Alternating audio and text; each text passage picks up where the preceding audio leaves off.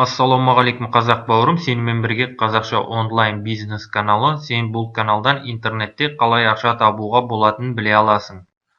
Сондықтан да міндетті түрде каналға жазыл, және де қоңыраушаны басуды ұмытпа. Бүгін мен саған ешқандай да схема айтпаймын, өкінішке орай.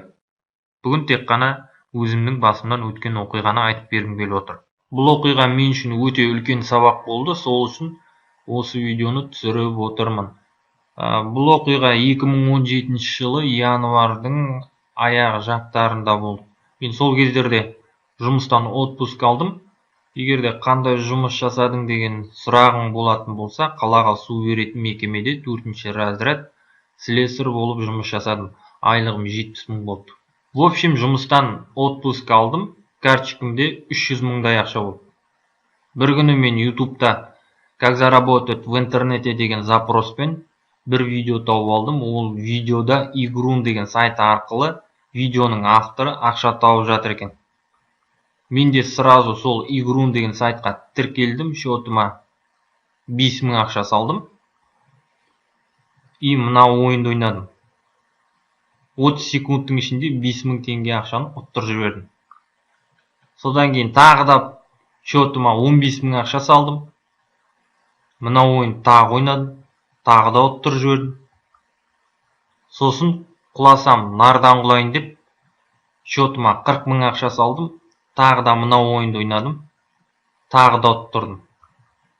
Содан кейін мен түсіндім, бұл сайт арқылы ақша табу мүмкін еместігін. Қанша ішің жанса да, қанша ашулансаң да, кеткен заты қайтып келмейді. Егерде мен азартный адам болғанымда 300 мың теңгемді барлығын ұттырып жіберетін едім, бірақ мен 60 мың теңгемен тоқтай қойдым. Сонымен бұл видео арқылы мен саған не айтқым келді? Бұл видео арқылы мен саған интернетте ставкілер арқылы, онлайн казино арқылы, онлайн ойындар арқылы, инвестиция арқылы, Олимтрейд арқылы, Форекс арқылы, тағы сол сияқты бәлекет сайттар арқылы ақша табу мүмкін еместігін айтқым келді. Сонымен мен бұл видеоны осы жерден аяқтаймын. Егерде видео ұнаған болса, лайк бас, комментарий жаз, әртүрлі әлеуметтік желілерде достарыңмен бөліс, олар да біліп жүрсін интернет арқылы бұндай жолдармен ақша табу мүмкін еместігін. Сонымен келесі видеода кездескенше.